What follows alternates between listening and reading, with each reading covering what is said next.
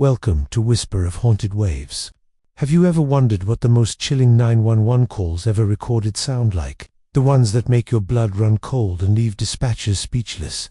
Today, we're re-diving into some of the most bone-chilling emergency calls that have baffled investigators and haunted listeners for years.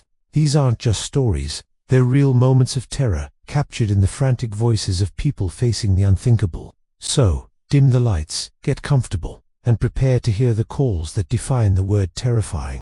Our first case takes us to a quiet suburban street, where a routine night turned into a scene from a horror movie. A teenager, home alone, called 911 in a hushed, panicked whisper. He said he heard strange noises coming from downstairs. At first, the dispatcher thought it might be a simple break-in. The boy described shuffling sounds, a floorboard creaking, and then, a soft, melodic whistling. It was an old, familiar tune, but it was coming from inside his house. The dispatcher tried to keep him calm, assuring him that police were on their way. But the boy's terror escalated. He whispered that he could see a shadow moving under his bedroom door. The whistling was getting closer, more deliberate. The most terrifying part, he said it sounded like the same tune his grandfather used to whistle, a man who had passed away in that very house years ago. The line was filled with his sharp, terrified breaths. Suddenly, he let out a muffled scream. The sound of a door creaking open was heard, and then the whistling was right there, next to the phone, crystal clear. And then, silence. When police arrived just minutes later, the house was empty. Every door and window was locked from the inside. The boy was gone, without a trace. No signs of forced entry, no footprints, nothing. The only thing left behind was his phone, still connected to the open 911 line. The case remains unsolved to this day, a chilling mystery that started with a simple, terrifying whistle. Next, we explore a call that came from the middle of nowhere. A man named Brandon Lawson was driving on a remote Texas highway late one night in 2013 when his truck ran out of gas. He called his brother first, but their conversation was cut short. Then, he made a frantic call to 911. The audio is incredibly difficult to understand, but his words paint a picture of pure panic. Over the static, you can hear him say things like, "I'm in the middle of a field, and I need the cops." He sounded out of breath, as if he was running. He mentioned another car, saying there's one guy over here. But then the call gets truly bizarre. He seems to say we're not talking to him, and then something that sounds like I accidentally ran into somebody. The dispatcher was confused, trying to get a clear location, but Brandon's words were jumbled and desperate. He said, "I ran out of gas, ... There's a guy. The cops are after me, ... Get him off." The call abruptly ended. A sheriff's deputy arrived at his abandoned truck shortly after, but Brandon was nowhere to be found. An extensive search of the area turned up nothing. What was he running from? Who was the other person he mentioned? And why did he seem to think the cops were already there when he was the one calling them? The garbled, panicked call is the last anyone has ever heard from Brandon Lawson. His disappearance is a haunting puzzle, with the 911 call at its baffling center.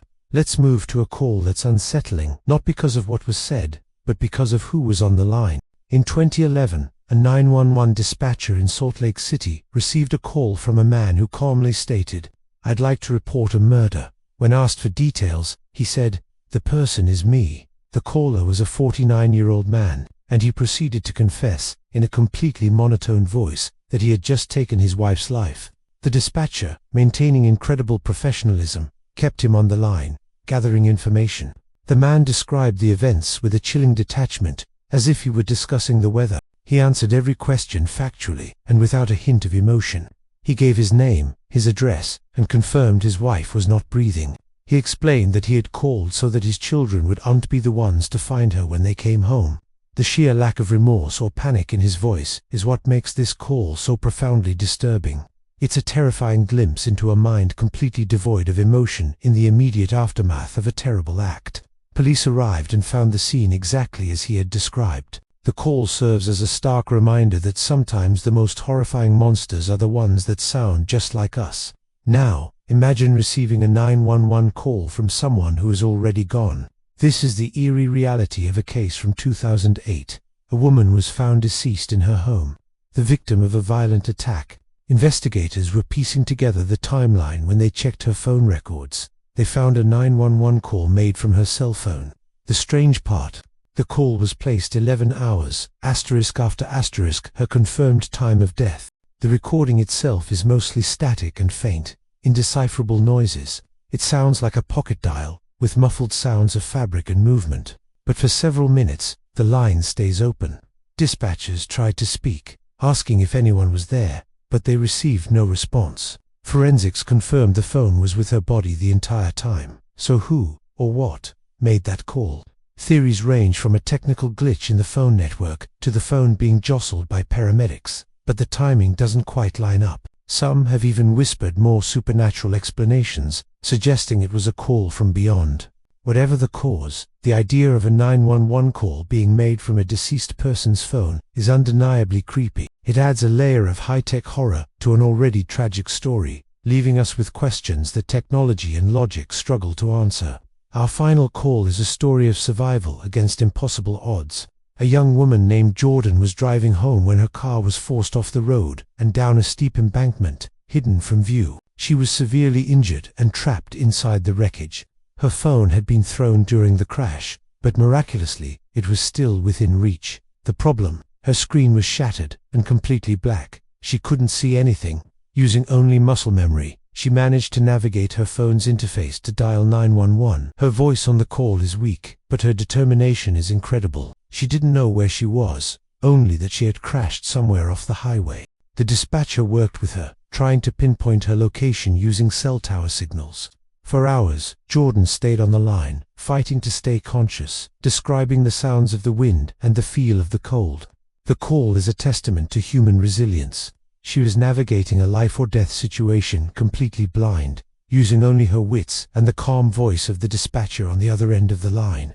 After a painstaking search, rescuers finally located her mangled car, guided by the open 911 call.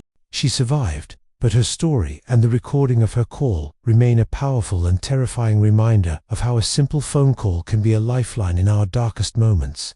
These calls are more than just scary stories. They are real-life emergencies that show the thin line between a normal day and a living nightmare. They highlight the incredible bravery of dispatchers who are the first voice of calm in the midst of chaos, and the raw fear of those who dial for help. Each call leaves us with unanswered questions and a deep sense of unease. What happened to the boy who heard the whistling? Who was Brandon Lawson running from? These mysteries may never be solved, and the recordings are all we have left. Thank you for joining me on this journey into the most terrifying 911 calls ever made. If you found these stories as chilling as I did, make sure to hit that like button and subscribe for more deep dives into the unknown. Stay safe out there, and we'll see you in the next video.